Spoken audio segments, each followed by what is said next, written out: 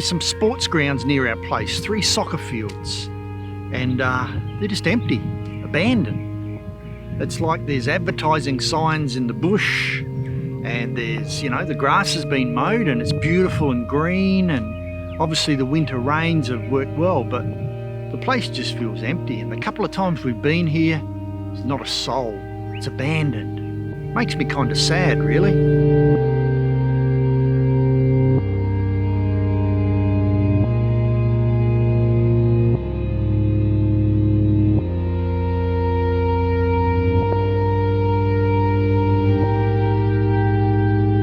When we drove past the soccer fields last week, there were lots of cars parked outside, and so many people must have gone in for some exercise or maybe a chance just to kick around. But other than that, the place just seems to be empty and abandoned when it would normally be alive and active throughout the week.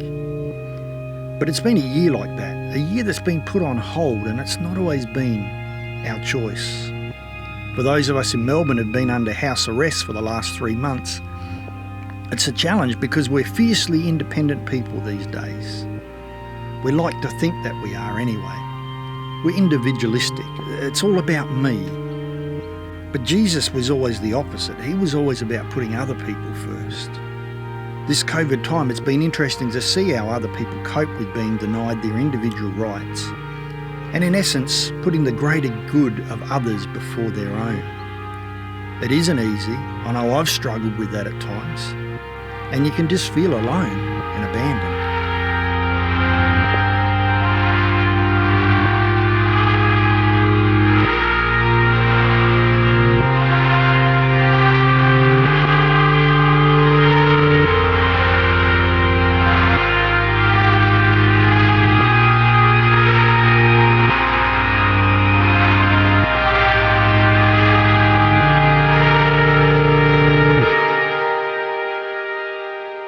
In my late teens, I played soccer for our church. We were in a church league, and we used to play every Saturday against a whole bunch of churches. And this one game, this guy just totally lost it.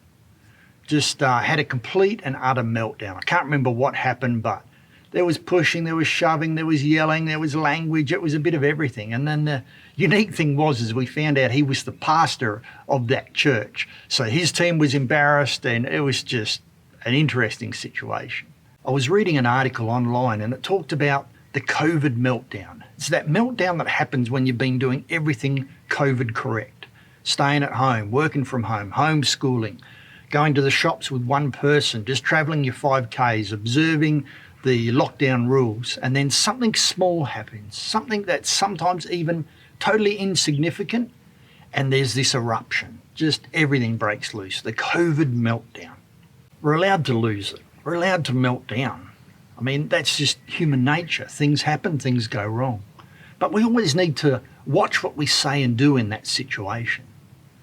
The other day I was doing some lighting for one of these vlogs, and the lights were just tripping in and out. It must be a faulty wire or something, and it was driving me nuts. I was getting more and more worked up, and I kept kicking it, trying to get it to work and stay on. And then suddenly I noticed that the room was empty. Carolee had left. And for her, and for all of us, there's just so many pressures on with COVID and the life situation that we're in. And sometimes when we lose it, it can just cause people and situations to seem more difficult. So how do we cope when things don't go our way? What do we do? And for me, I realised it's looking behind the thing that's triggered it. It's not always the situation that's happened. The lights playing up weren't the issue. The issue was something else. The issue was frustration at not being able to do what I really wanted to do, not having the equipment I really wanted. And so often that's what happens. It's like when there's smoke coming from your car. You have to pop the bonnet to have a look. You can't just look at it from the outside. You've got to actually open the bonnet, look inside, and see what's going on. So it's looking for what's behind what's causing us to react. What triggered it? What caused that emotion, that outburst, that meltdown? Because once we identify what that is, sometimes it can just help us to know when we're coming close to getting triggered again.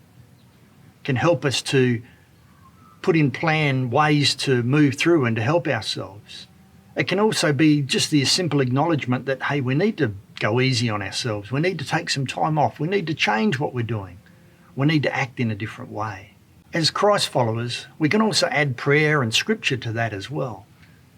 I mean, the Psalms are full of prayers of people in distress, in trouble, in times of difficulty, in frustration, when things aren't going right and they're looking for answers, not always getting them, but they're just longing for them. And we can pray those prayers and make them our own.